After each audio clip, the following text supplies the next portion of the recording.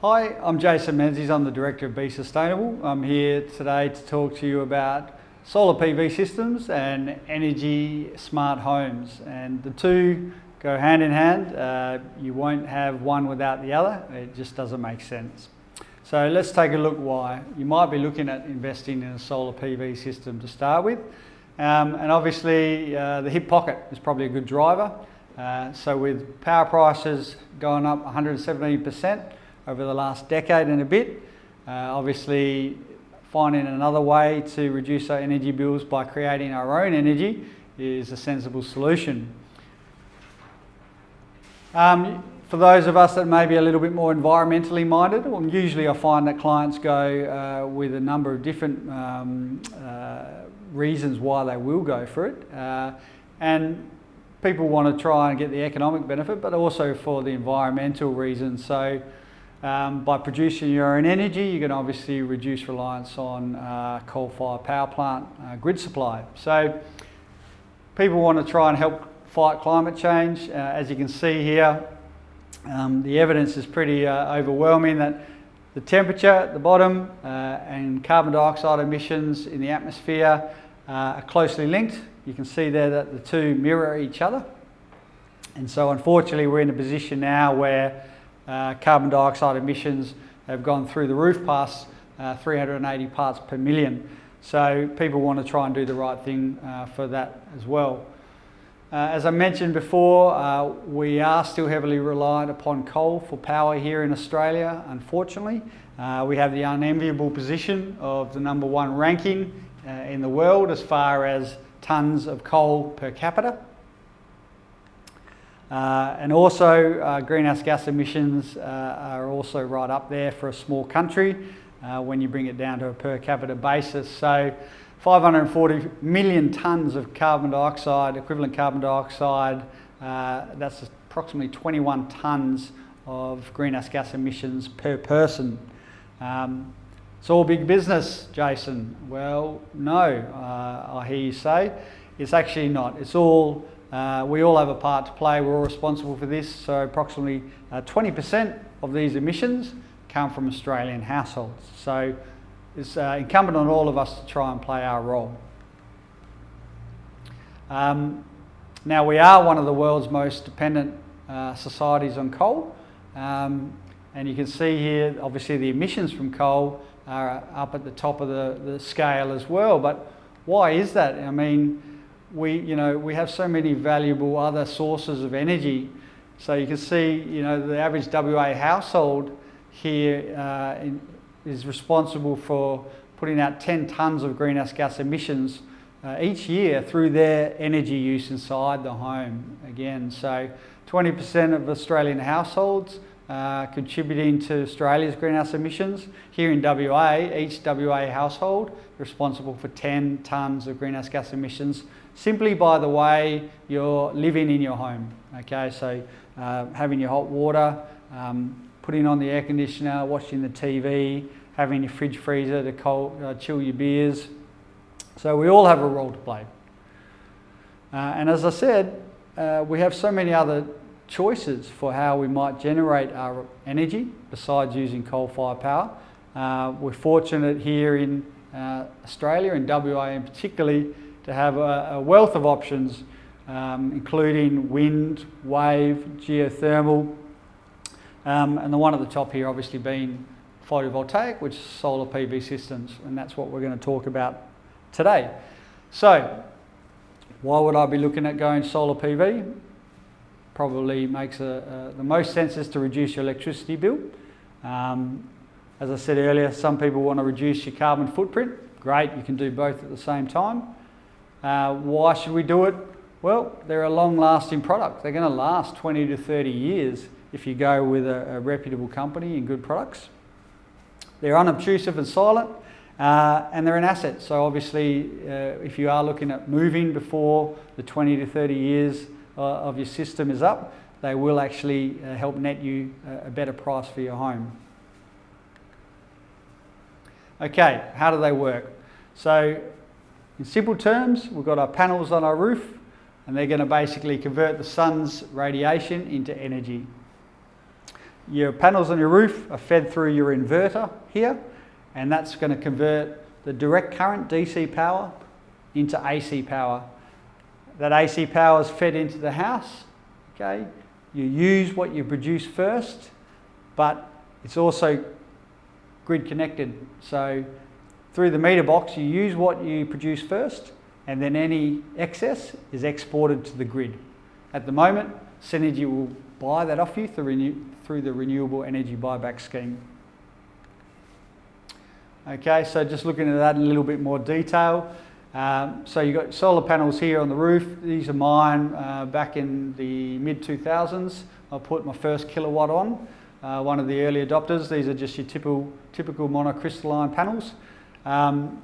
So the panels are producing the energy fed into your inverter here, which is housed in my garage, was housed in my garage.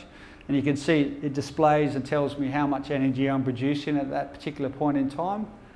Okay, through the inverter, it's connected to your bidirectional meter. You need to have one of those installed by Synergy, Western Power. That's going to basically then measure what I'm putting into the grid as well as what I'm taking out of the grid. Okay, and as I said before, what you produce is used inside the house first, so your own appliances, free electricity for you, and then any excess is exported to the grid. At the moment, Synergy is paying you around about just under 8 cents per unit through the Renewable Energy Buyback Scheme. Obviously that's a lot less than what they're charging you for electricity, which is approximately 28 cents. Hence, it's much better to use the electricity that you're producing yourself rather than paying Synergy 28 cents per unit. Okay, what sort of panels are there? Okay, there's 3 types of panels on the market: your monocrystalline, your polycrystalline or multicrystalline, and your thin film amorphous panels. Okay, they have distinctive features. Generally speaking, your monocrystalline and polycrystalline are going to be more efficient. They're going to work better in the sun's, in WA's hot climate, so they're a bit more tolerant of heating up. When I say they're most efficient, all panels, the maximum you'll get as far as efficiency is around about 23 to 24%, okay? And that's after the last 15 years of R&D and development. They're also going to take up a smaller area on your roof space. The cons may be a little bit more expensive to produce, and they've got more embodied energy in them because they've got more silicon in them. Now the thin film, the amorphous, people like these because they look more aesthetically pleasing. They're tolerant of partial shade, although that's not as much of an issue nowadays. I'll talk about that when I talk about the solar optimizers and things like that. So they're tolerant of partial shade, cheaper to produce, and they use less silicon, therefore they have lower embodied energy. The downside, the cons are that they have poor efficiency, so generally you're going to need more of them to get the required kilowatts of power that you're after. Newer technology, the advancements in thin film amorphous have been pretty big over the last few years. Their efficiency is getting better, but still not as popular as the top 2 being your monocrystalline, polycrystalline / multicrystalline. What panel should I go for? Look, to be honest with you, it's not worth losing too much sleep about. It's probably more important that you're looking at what brand of panel or type of panel you're going for, and by that I mean you want to be looking at a tier 1 panel manufacturer, and I'll explain what that is now. Essentially the tier 1 companies are going to be around, they've been around for a while, and they're going to offer you a good warranty. Okay, so tier 1 panels are a company that's been manufacturing them. They're defined as they've been producing panels for over 5 years. They're publicly listed on a stock exchange, have a fully automated production chain, and vertically integrated, and they invest significantly in their brand and also in R&D. This means that they are financially strong. As I said, they invest heavily in R&D, and importantly to you, they're going to be around if anything does go wrong with the panels, which obviously you hope doesn't happen, but we'll talk about why that is important. Okay, so a couple of examples of some more well-known panels that are on the market, tier 1 panels. So SunPower Panels are probably well known for being one of the most efficient panels, okay, as far as productivity. They've also got one of the best warranties. So they basically have a product warranty of 25 years on their panel. So that's a comprehensive, all-covering 25-year panel warranty if anything goes wrong. Not just about your linear production. This is about anything goes wrong with the panel, they'll take care of it. Their panels are a bit more efficient, as I said. They have a power output of up to 82.6% after 25 years. So that's to do with a linear production warranty. Most panels are rated to produce no less than 80% of their listed power after 25 years. These guys are up at 82.6%. And as I said, 25-year warranty opposed to the 10-year conventional warranty that others offer. I should just mention though, with the SunPower panels, one of the reasons why they're not everywhere is because there's a price to pay for quality and premium warranty, so they're often the most expensive panels that you will get. Canadian solar panels, again, assembled with high efficiency PERC cells. And PERC cells just stands for passivated emitter rear contact. What that means in layman's terms is basically when the sunlight travels through the cells, it's then reflected back up off that layer back into the cells, which increases your efficiency in production. The dual cell configuration basically means that they're better shading tolerance and there's lower power loss in the cell interconnectivity. These are the ones I went for on my roof after doing a bit of research. They also have lower hotspot temperature. 12-year product warranty is one of the best product warranties on the panels that you'll get, obviously besides SunPower, which had the best on the market. And again, their linear warranty is very good. So the 25 to 30-year linear warranty, meaning that they'll produce no less than 80% of the rated output after up to 30 years. JA solar panels, assembled again with these high efficiency PERC cells. You can see there again the half cell configuration and the advantages I went for before on the previous slide. Again, 12-year product warranty. So you can see here as you're looking at panels, you're wanting to look really about the productivity and also the warranty. And also what is the actual wattage of the panels, because the higher the wattage, the less panels you're going to need on your roof. The lower the wattage, the more panels you're going to need on the roof. Might not be an issue if you've got a massive north-facing house with lots of roof space. If you've got limited roof space, then you're going to be wanting higher wattage panels. Okay, so again, JA Solar, 12-year product warranty and the 25-year linear warranty, no less than 80% after 25 years. Okay, so an overview of some of the panels that you traditionally find on the market. As I said, there are others.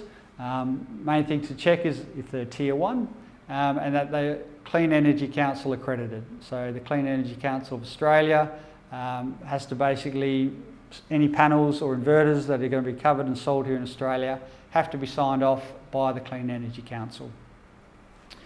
The inverters, as I said, these are important for transforming the power from your panels from direct current to alternating current, so from DC power to AC power, which is what your house runs on. Again, a bit of an overview of some of the top ranked panels, inverters that you might see on the market and you might want to consider installing in your house. Solar Edge, this is the one I ended up going for. So it was basically known for pioneering the concept of string inverters. So you can have multiple strings of panels. Back in the old days, you used to just have all your panels on one string, and if one of those panels was shaded, the power would obviously drop down, the production. It would basically mean that all the panels on that string would drop down to that lowest common denominator. So it would severely impact your production. Having the ability to have multiple strings means that you can have panels on all the different sides of your house, and they're all basically going to work independently of each other. The other thing that they're well known for, SolarEdge, is the individual DC optimizers. Now these are important for, again, optimizing your production from each individual panel. So each one is going to work at their absolute maximum ability for you in layman's terms. The inverters obviously also give you individual panel monitoring, so you get some real granular data as far as how your system's going. And the panel optimization, as I said, if one of your panels goes in shade or the likes, it's not going to affect the whole system production. The SolarEdge inverters have an industry-leading 12-year warranty. Is one of the reasons that I went for them, as well as this. They come with a really funky app that you have on your phone, which give you your consumption monitoring in almost real time, okay? So you can see here my 5 kilowatt system. This is my daily production. The red is my usage. So I've got an extra sensor on my system, which basically allows me to monitor what I'm importing from the grid, as well as what I'm exporting and producing. So the red is what I'm importing, okay? The green is what I'm producing from my solar panels, and the blue is what I'm using of the energy I'm producing, okay? So, you know, wherever possible, I want to be maximising the amount of blue that I'm seeing. That is, that I want to be using as much of the energy I'm producing as possible, because that means I'm not going to be paying Synergy 28 cents per unit to use their energy. So by that, you want to sort of stagger your appliance use over the course of the day so that you're basically using as much of that power as you can. So setting my dishwasher to come on first thing in the morning, then your pool pump coming on after that for a couple of hours, then you've got your delay start on your washing machine, then after that turns off, you've got your pool pump coming on for the afternoon, evening cycle. Okay, so that's sort of staggering of your appliance usage if you're not home. Okay, another very popular inverter that's on the market is the Fronius. This was one of the first inverters that I got on my system almost 20 years ago again. They've been in the market a long time, which is important.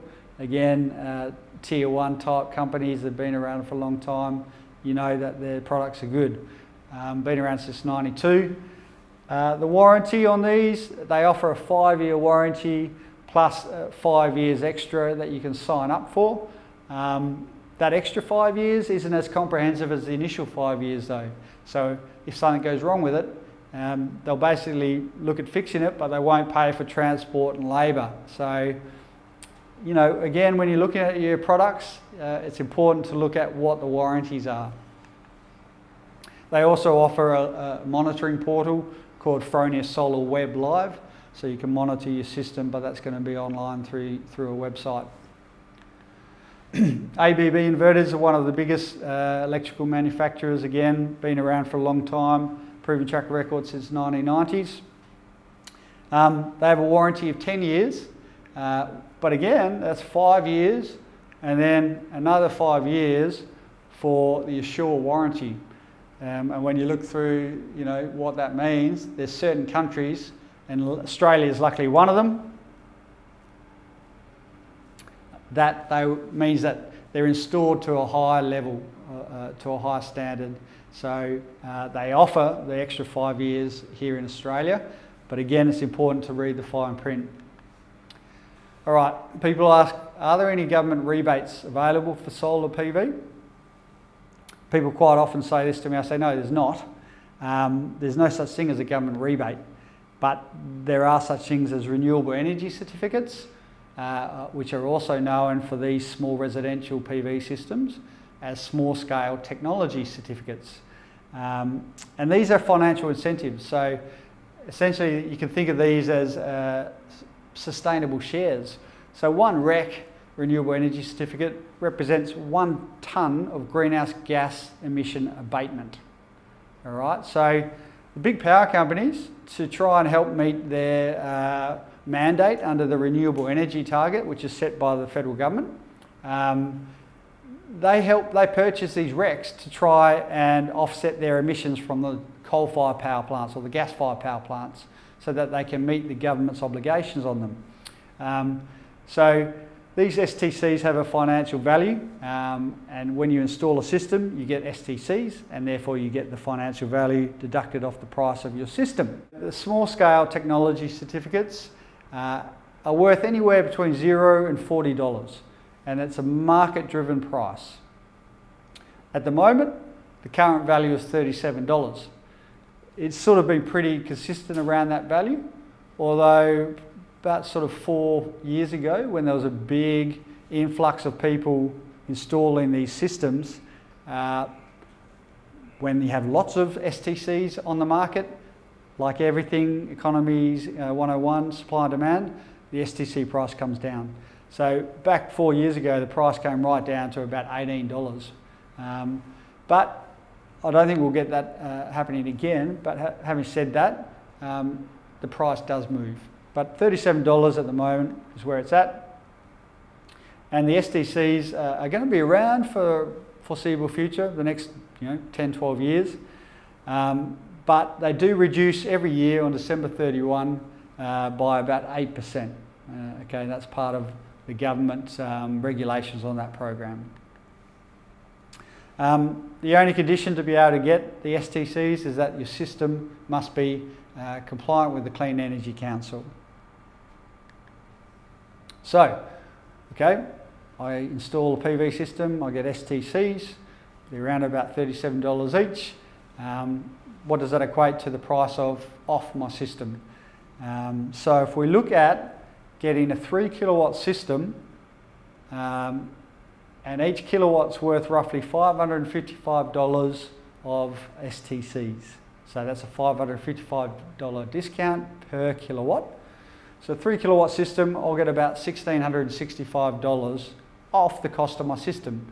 Most of the prices that you see advertised by solar PV companies will already have this deducted, okay? So just be aware of that. So 3 kilowatt system, that's my financial incentive. So how much will I have to pay? Typical cost of an installed 3 kilowatt solar PV system, $5,950. If that number's too scary for you, perhaps solar PV is not for you. I've used this price here because that's what I would expect to pay for a good quality 3 kilowatt system with good panels, good inverter, through a good company. You can definitely get one cheaper than that, but you'll be sacrificing on your product quality and your warranties. So that's my cost for a 3 kilowatt system in my example. Your financial incentive, so the sale of your STCs, knock off $1,665. That's going to be the final price that you pay, $4,285. Okay, and that's working on an STC value of $37. What size system do I need? Okay, you need to look at your energy bill, which hopefully you are doing. And down the bottom here, it's tracking your usage. So it's giving you some helpful indications of how you're tracking compared to your last bill and the same period last year. But what I'm looking at is my average daily usage. 12.8136 units per day. Okay, I can use that information to work out roughly what size system I'm going to need to cover my energy usage. So, roughly speaking, here in Perth, we're lucky in the terms of the amount of sun that we do get. Here in Perth, a 1 kilowatt system will produce on average about 4.4 units of electricity per day over the course of the year. So 4.4 units a day average. More in summer, less in winter, but that's your average per kilowatt. So if I was working on trying to cover my usage here of 12.8 units, then I would say, okay, if I get, say, a 2.5 kilowatt, so let's say a 3 kilowatt system, that'll be producing around about 13 units a day average. That'll probably have me sorted. So having a 3 kilowatt system for me would probably do the deal. If I was looking at maybe going for batteries later, and I could get a good price, I might go something a bit bigger in preparation for getting a battery later. What size system do you need? This is going to give you an example of what size kilowatt system you want, how many panels is that going to look like on your roof, so how much roof space do I need, what sort of daily production can I expect, what are the savings I can expect through that system, what are the greenhouse gas abatement numbers I can expect through that system, so what environmental impact am I having, and the STCs, not your rebate, your financial incentive, here comes off the cost of the system.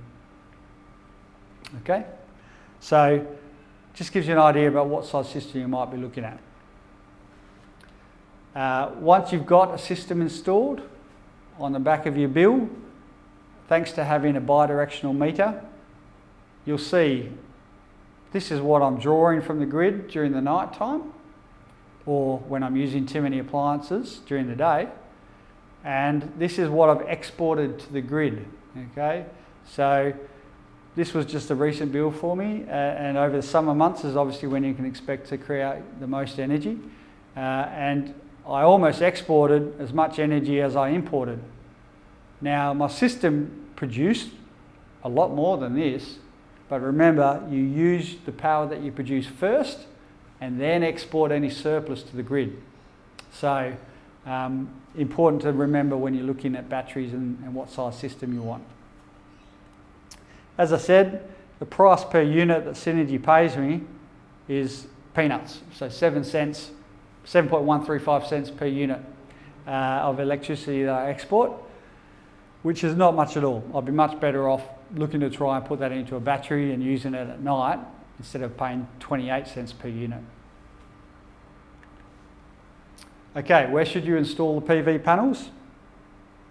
North is ideal, obviously, as you'd expect. However, east and west is still good. And as I said, with some of the inverters now with multiple strings, they're all running independently of each other. So all three of these orientations of your house are good for installing solar panels. If you're not sure how much roof space do I have or what direction are my roof spaces facing, just visit Google Maps or nearmaps.com and you'll get a nice aerial view of your house and you can see what way it's facing. Some final, I guess, pointers on what the cost is. Do some online research. There's some great information out there on the web. Clean Energy Reviews is a good source for me. Energy Matters, Solar Quotes. And importantly, you just really need to do due diligence. So you need to get 3 quotes. So you know what you're dealing with, you have an idea about what the companies are like, what products they're offering. I'm quite happy to recommend getting quotes from Infinite Energy, who I went with. Solar Heart, again, another trusted brand, reputable company, they've got good products and good warranties. Synergy and Alinta, they're also in the solar PV game. You know that they're going to be around, okay? I've spoken with and dealt with all these companies. I'm happy to recommend them. Of course, there's others on the market that you should feel free to talk to. And switcherthinking.com is another source of rebates for residents, or rewards for residents rather, that have got a couple of solar PV companies affiliated with them. Okay, so the final take-home messages, tips and hints. Please, please, please go with a reputable company. Ensure that your panels are placed on the best possible side of your house, i.e. the north, but don't discount the east and the west. Locate your inverter in an appropriate spot. Mine's been on both occasions in my garage because it's something that you can keep an eye on to make sure it's working properly. And I also go up to it and read it now and then just to see what I'm producing at that particular point in time. And also consider whether you want to plan for the future. Do I want to put more panels on down the track when I look at installing a battery? If I do, maybe I want to buy a bigger inverter than my immediate panel needs now. So consider what you want now, but also down the track. Okay, so that's my overview of solar PV. As I said before though, no point going into solar PV and producing your own power if your usage far outweighs what you can expect to produce from that system. So we need to be energy smart inside the house. Just going to give you some quick tips on the major energy use areas inside the house. Okay, so what uses the most energy in a WA household? You can see here water heating, around 31%, closely followed by heating and cooling, 26%. Invariably, the top two on any house that I will audit, those will be the top two energy areas. Refrigeration third on the list, 16%. Cooking 12%, lighting 4%, sometimes up to 10% if you've got lots of halogens, and all your other electrical appliances, the remaining 11%. So we're just going to give you a few quick tips on each of these areas. You know, what should a good house, energy efficient house look like? So look, if you're around about 5 to 18 units a day for a 4-bedroom, 4-person occupied home, look, that's pretty good. If you're up around 50 units a day, that's not good, and you certainly need to be taking some action. Being sustainable doesn't mean that you live in a mud hut. The opposite end of the spectrum though, if you are using spas and blasting your air conditioner to ridiculous temperatures of cool in summer and warmth in winter, then you can expect some big bills. So water heating can cost you up to $800 a year if you're unfortunate enough to have an electric hot water system. And when I say electric hot water system, some people are limited in that that's all they have. They might not have gas plumbed. But certainly if you do have gas plumbed, I'll urge you to be looking at that instead of electric hot water. And to also think about more than what the upfront cost is. Some people will go with electric hot water because they think it's very cheap. The upfront capital cost is cheap, but your ongoing running costs each year are expensive. And so what you can see from the table here is that what looks like it's a cheap option to begin with, when you look at the ongoing running costs, it's not. It's an expensive option. Okay. And then if you were to look at solar, which up front you go, geez, that's a lot of money. But then you got much lower running costs each year. After 5 years, all of a sudden, geez, the solar was looking like a pretty good option. I should have gone with that. So look at your ongoing running costs instead of just your upfront capital cost. My quick 5 tips to save money on your hot water bills. Take shorter showers, shower with your partner. Okay? Install a AAA rated shower head. You're not only going to slash your energy bills for the hot water, you're also going to slash your water bills, okay, because you're going to be restricting the flow by about half. Just make sure that you have a compatible water system, hot water system. Some instantaneous gas hot water systems don't work well with a low flow shower head, so check with your plumber if you're not sure. Insulate any exposed hot water pipes, particularly if you're in an old house with long runs of copper pipe down the side of the house. Okay, go down to Bunnings, get some pipe lagging, or you can use some old split PVC just to wrap it around that copper pipe, just to insulate it and buffer it, and stop that heat loss, particularly in winter. Those with a storage hot water system, particularly gas, lower your thermostat, okay? Just remove the panel down the bottom and turn down your dial to a lower number. It's going to stop the storage system boiling away like a big kettle, unnecessarily hot, especially during summer. And also look at washing your clothes in cold water. You can get obviously detergents that work with cold water. They're just as good as those that work with hot water. You're also going to save on your hot water bills, particularly if your washing machine doesn't have a hot water inlet pipe. That means you're using electricity to heat the water internally, which you don't want to do. Okay, for heating and cooling, insulate and celebrate, all right? As we were talking about earlier, sealing is very important. If you can do your walls, if you're building a new home or renovating, certainly look to try and do that. You want to draft proof your house. The old door snakes that you can see up the top here, or just some draft proofing tape which you can get from your local hardware shop. Okay, get it in foam or rubber, cut it to the appropriate length of your window or door frame. It's got an adhesive backing, just peel it off and then place it on your window frame or door frame. Okay, if you are in the market for a new heater leading up to winter, go for an energy efficient model. Look for the stars and save, okay, and one with a thermostat setting. Internally, apply zoning principles where you're closing doors to rooms that you're not using to keep the warm air in winter that you're paying to produce through your heater where you are, rather than being lost to those rooms that aren't occupied. And please wear appropriate clothing. Don't have your gas heater or your split system cranked and walk around in the middle of winter wearing your stubbies and your singlet. Those with air conditioners, those with split systems or reverse cycle ducted air conditioners, the rule of thumb with air conditioners is that for every degree above or below the optimal temperature, you're using 10% more energy. Okay, so for heating and cooling, these are the golden rules. Cooling, you want to set your thermostat at 22 to 24. Okay, if you go cooler than that, using 10% more energy for every degree. For heating, 18 to 20 degrees. Or again, if you're going higher than 20 degrees, 10% more for every degree. Okay, refrigeration. Hopefully this isn't what you encounter when you get home this evening.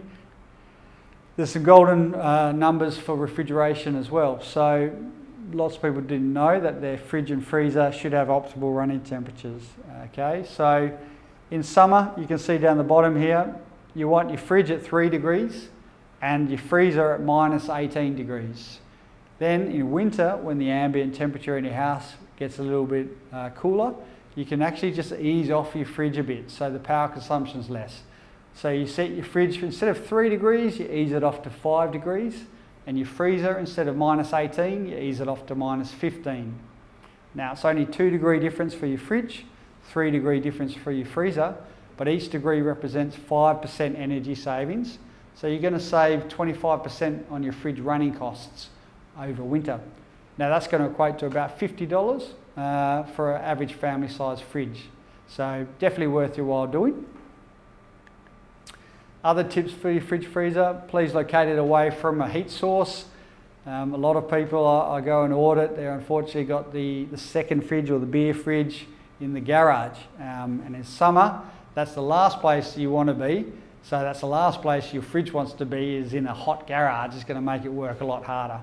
So try and avoid hot locations. You want to make sure that your seals on your fridge and freezer are working properly. If they're not sealing properly, you're going to be losing cool air out of it, and your motor's going to have to work harder and it's going to use more electricity. Don't overload the fridge to the point where you can't see daylight in there. Your air's going to struggle to go around and cool all your produce to the effective temperature that you've set. And if you do have a second or third fridge, I've ordered at a house a couple of months ago that had 5 fridges and freezers. Consider whether you really need them and turn them off until you maybe do need them when you're hosting an event or a party, Christmas, etc. They cool down, within half a day. They'll be at the temperature that you want, so there's no harm in just leaving them idle until you do need them. Okay, cooking tips, nano tips, very simple ones here. So always use the lids on your pots and pans, matching your saucepans to your burner size or your hot plate size. So don't have your big saucepan on a small burner and vice versa. Don't have a small one on a big one. Use split saucepans to cook 2 things at the same time on one burner or one hot plate. So you could be steaming your vegetables, your broccoli, cauliflower, while you're boiling your carrots, okay? So you're only using one burner to do all those things. Pressure cookers are very good, so or slow cookers, so these things are going to use less energy than if you were to have to use the stove. And microwave ovens are also very good, they're very efficient. You cook things in a fraction of the time in a microwave oven than you would if you were to use a conventional oven. Okay, lighting. as I said earlier, can use 4 to 10% of the average household's energy each year. If you've got lots of halogens, it'll be up around that 10%. There's different types of lights. Obviously, we've got the incandescent, which one of the good things that the Liberal government did back 20 odd years ago was to ban them from sale. Well, sorry, about a decade ago. The halogens, which for some reason people thought it was a good idea to use these for general lighting. They're task-specific lighting. They were meant to highlight particular pieces of artwork or the like. They weren't meant for general lighting because they're very energy hungry. And compact fluorescent light globes, which are the very efficient light globes that last a lot longer, have trace amounts of mercury in it. So we need to be mindful that when they are done and don't work anymore, we need to recycle them in one of the receptacles that are at the shopping centres or council buildings. And the new kid on the block, LEDs. These have come a long way in the last 10 years that I've been giving workshops to the point where the prices come right down and the value's got much better. The light's got much better, i.e. they give out more light and the spread of light is a lot better. These are going to last a long time, so while they cost a little bit more than CFLs, they're going to last for up to 50,000 hours, which is a heck of a long time. So if you were using that for 6 hours a day, 365 days a year, they'd last for about 24 years. So it's a long time, good return on your investment. And the final area of energy consumption being your appliances, so the 11% of the average WA household's energy use. Please don't leave things on standby. Simple as that, turn it off at the point. Purchase a power board with individual switches, so for your lounge rooms or office where you've got multiple devices plugged in, that's just a power point with the individual switches, so you can actually leave on the ones that you want and turn off the others that you don't or you aren't using. They're inexpensive, around $20 odd from your hardware shop. Shut down your computer and please don't, and particularly if you've got a PC, so those that might have a tower or PC, make sure you shut down your computer each day and turn it off at the wall, because PCs have a residual power draw, so that even if it's fully shut down, it's still drawing electricity from the grid. That could cost you around about $20 a year, so turn it off at the wall as well. Don't leave your laptop or iPhones charging all day. So a lot of people might be in the habit of having their laptops constantly charging. Basically just unplug it during the day. Use it, run it down, recharge it when you need to, okay? And those with dishwashers, you know, common sense, only use it when it's full rather than running a load when it's half full. Standby power, okay, this is a big scourge on society. It's costing Australians a stack of money and producing a whole lot of greenhouse gas emissions for something that really isn't providing any useful service to anyone. So please get into the habit of just turning things off at the source wherever possible. If some of the things that we've spoken about today are attractive to you, there's a couple of financing options that are available for low-income earners or those that might hold a pension or concession card. So a couple of websites here that you might want to visit to find out a bit more about. And I did whiz through the Energy Smart stuff at the end, but if you were interested in talking a bit more detail and for me to create a personalised action plan for you, then the city is still offering some free sustainability audits, which I can do for you over the phone. And after talking through those areas in a bit more detail, I'll personalise an action plan as we're discussing them and talking about what you've got in your house and in your context, which I'll then post out to you. If you're interested in that, and it is free, please visit the City of Stirling's website there at the bottom, the Living Green Initiative, and register for one of those home sustainability audits. Okay, thank you very much.